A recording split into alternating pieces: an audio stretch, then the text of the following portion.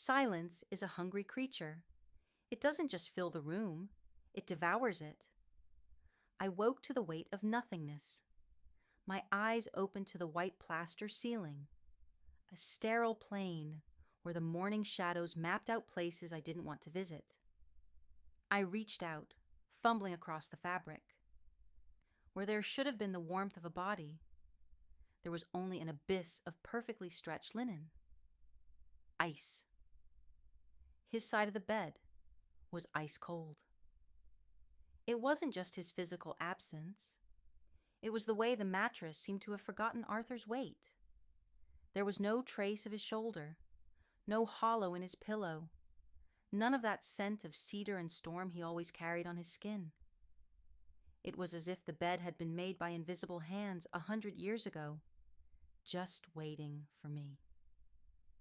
He was gone. The April light sliced through the blinds like razor blades, cutting the air into slivers of golden dust. I stood up, and the wooden floorboards groaned beneath my feet. A muffled scream, a protest from something trampled. Each step I took echoed, but the echo returned differently, a millisecond late, as if the house were learning to mimic the sound of my existence. Arthur? My voice was a torn shred of silk. No one answered. Silence simply chewed on my name and spat it back at me. I walked to the bedroom door. It was locked. The metal of the handle burned my palm with an absolute chill. A promise that the outside world was no longer an option. I turned the key, but it wouldn't budge. The lock seemed to have been fused, sealed by a desire that was not my own. I was in a sanctuary, or a stomach. I turned back to the room, and that was when I saw it. The first sign that reality was beginning to bleed. On the oak table, where my forgotten poetry books once lay, was a new object. A small silver chest, etched with vines that seemed to writhe if I looked away, and beside it, a key. Not made of metal, but of something pale and porous, carved with surgical precision from what looked like a fragment of a human bone. The air grew thick, an invisible mass pressing against my lungs, forcing me to breathe in the trail he had left behind. Arthur's scent was suddenly violent, suffocating the dead flowers in the vase, rising up my throat like a velvet hand that squeezes and caresses at the same time. He wasn't here, but he had never been more present. I was not alone. The house now had a heartbeat, and it was synchronized with mine. The secret was there, inside that silver box, pulsing to the rhythm of a fever I couldn't name.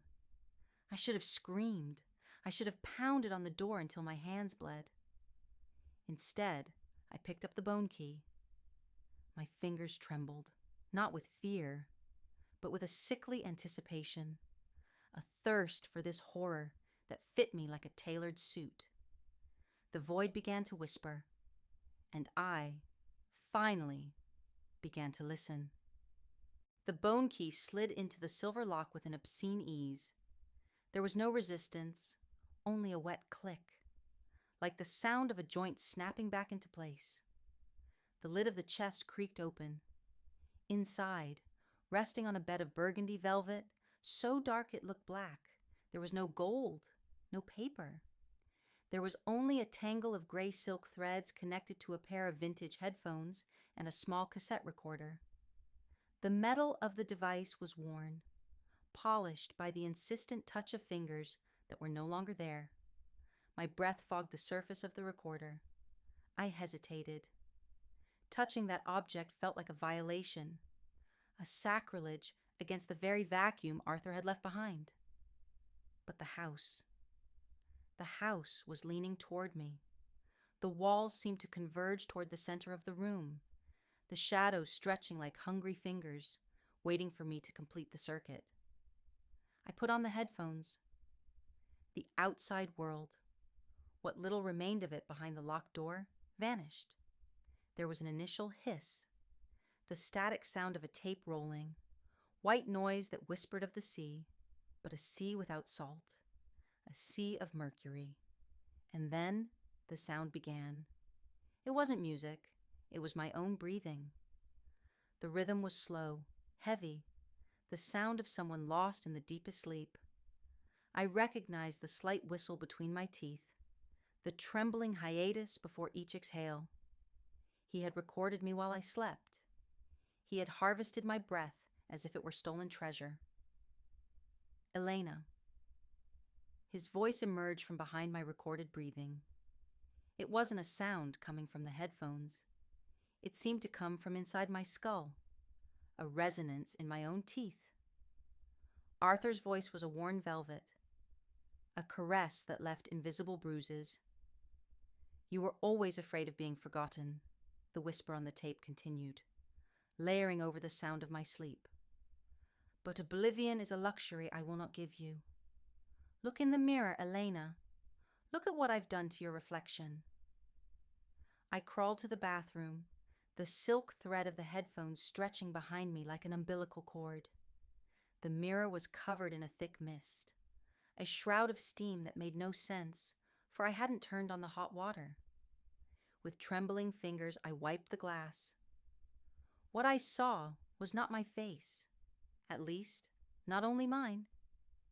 In the glass, my reflection seemed to be a few seconds late.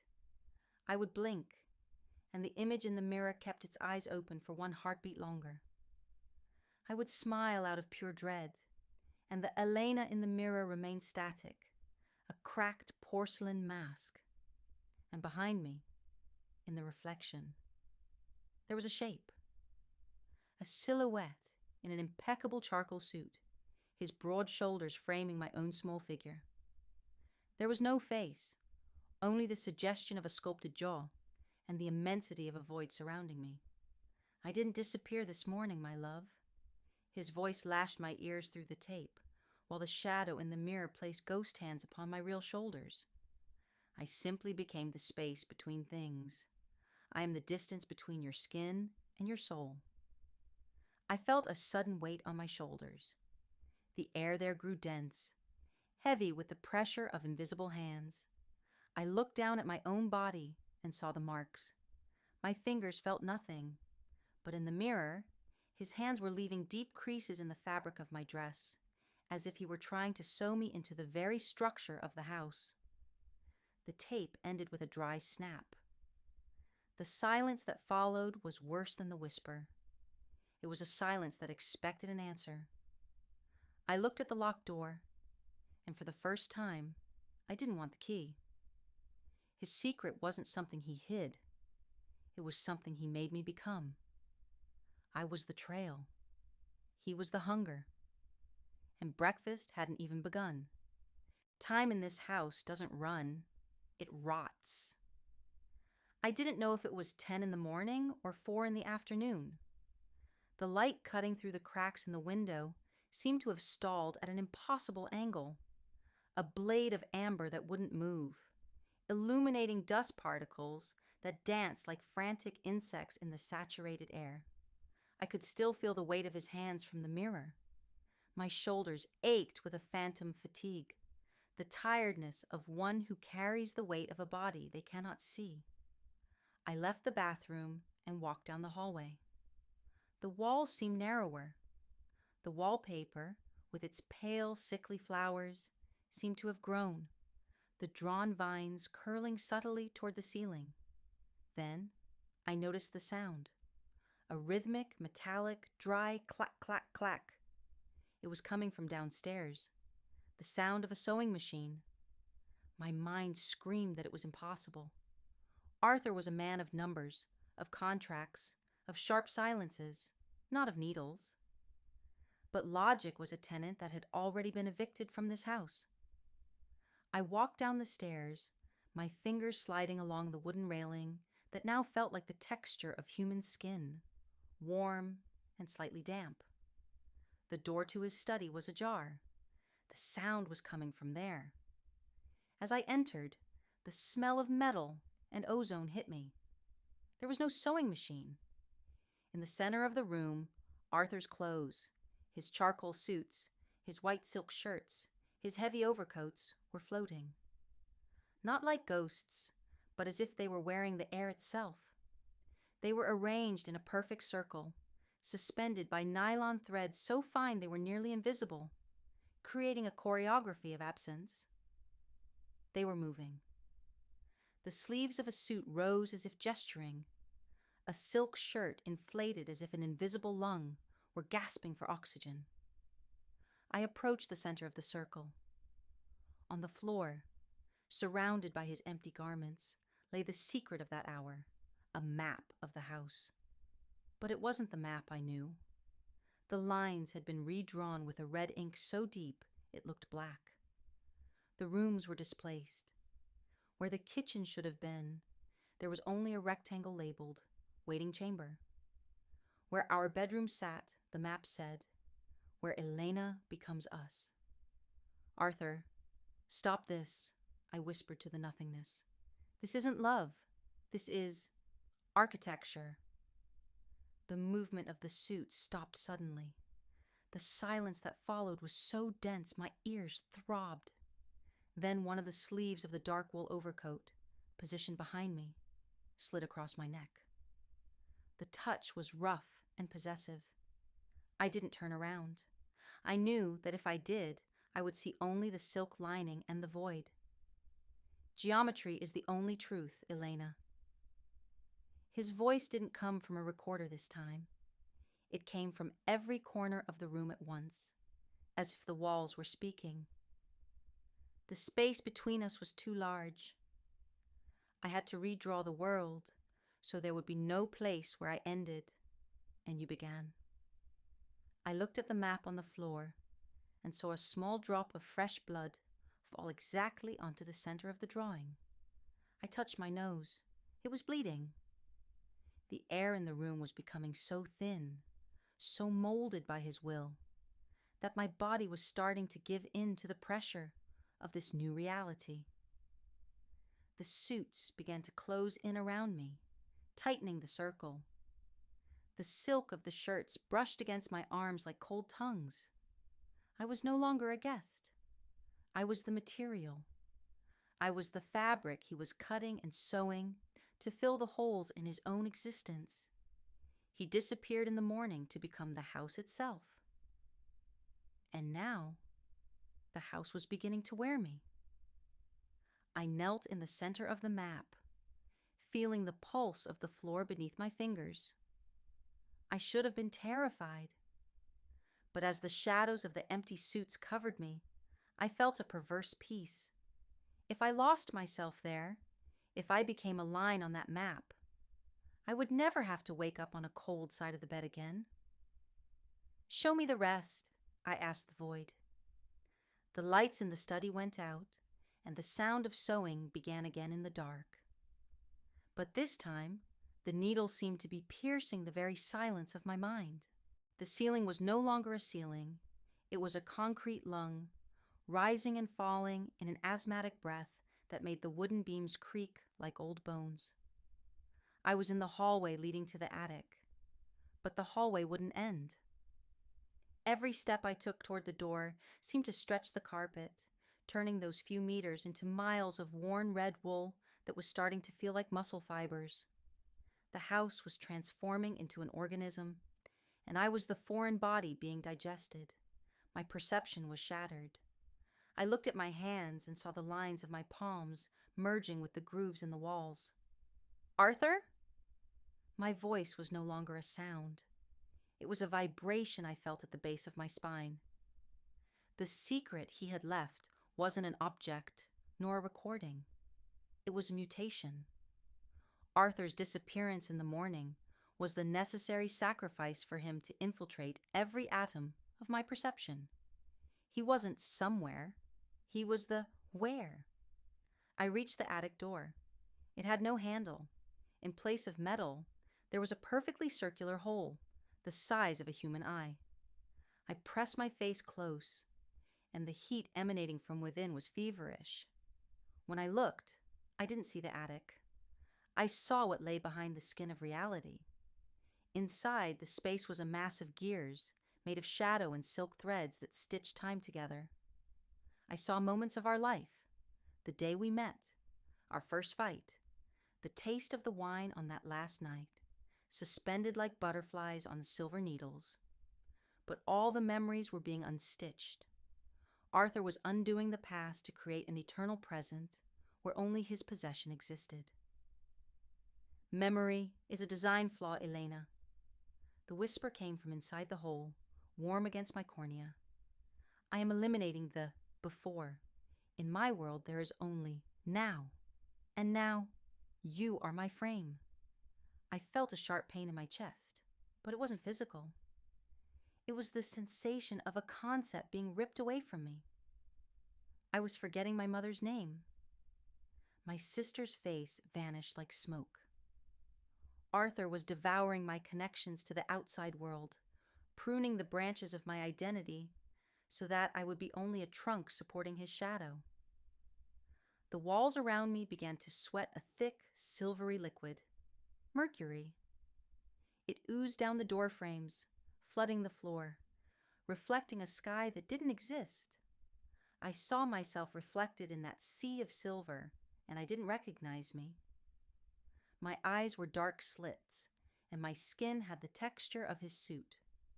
I wasn't just being imprisoned, I was being translated. Arthur was rewriting me in a language only he could read.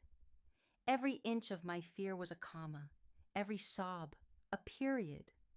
I tried to back away, but my back met a wall that gave way like soft flesh, enveloping me, pulling me into the plaster. The horror wasn't death. The horror was continuity. It was knowing that I would continue to exist, but only as a whisper in the walls, as the creak of a floorboard, as the cold side of a bed that would never be empty again, because he would be there, invisible and absolute. The attic door finally opened, not outward, but into me. And what came out of it was the final darkness, ready for the last adjustment. As I crossed the threshold, gravity became a forgotten suggestion. The floor was no longer solid. It was made of thousands of meters of charcoal fabric, a heavy silk that billowed like a black ocean beneath my bare feet. There was no ceiling, only an immensity of beams that crossed like the ribs of a giant, reaching into places where light dared not go. In the center of that void, Arthur was waiting. He was no longer the man who vanished in the morning. He was a silhouette of smoke and precision, sitting in a tailor's chair that seemed to sprout directly from the shadows. In his hands, he held a silver needle as long as a dagger, threaded with a string that glowed with the same mercury that flooded my senses. "You took your time, Elena." His voice was no longer a whisper. It was the sound of the house itself settling, the crack of wood, the weight of the air. "The suit is almost ready." I approached, not by choice, but because the space around me was shrinking, pushing me toward him. I looked at what he was sewing. It wasn't a suit of wool or silk. It was a quilt made of fragments of memories, of pieces of my own skin, of stolen reflections from mirrors. He was sewing my existence to his. "Why did you go?" I asked, and my voice sounded like wind passing through a keyhole. Arthur stood up. He had no face, only a smooth surface of shadows where light went to die. He touched my face with fingers that felt like mist and needles. "I never went away," he said, and I felt the tip of the silver needle gently touch my temple. "I simply needed space to envelop you completely. A man cannot possess a woman if he is just a man. He must be the world where she breathes. He must be the wall that protects her and the ceiling that oppresses her." He began the final adjustment. The needle slid through my skin, but there was no blood. There was only a sensation of stitching, an invisible thread passing through my consciousness and tethering me permanently to that architecture. I felt my feet turning into wooden roots, my arms becoming support beams, my eyes turning into the windows through which only he would look at the world. The attic door vanished. The windows sealed themselves with bricks of silence. I no longer felt fear. Fear requires an I to be felt, and I was being diluted. I was the dust dancing in the light. I was the creak of the third step on the stairs. I was the secret he left behind. The revelation that there is no escape when your captor becomes your own reality. Arthur leaned in and whispered into what remained of my ear, a sound that was now indistinguishable from the heartbeat of the house. Now, finally, we are alone. The outside world, the cars, the people, the April sun, became a myth, a story told by someone already dead. I closed my eyes, which were now only slits in the wallpaper, and felt the weight of him lie down across the entire expanse of my soul. The silence was complete, the suit was ready, and the house, at last, was full. If you enjoyed this glimpse into the shadows, subscribe to Velvet Vices for more forbidden stories. Don't let the fire fade out.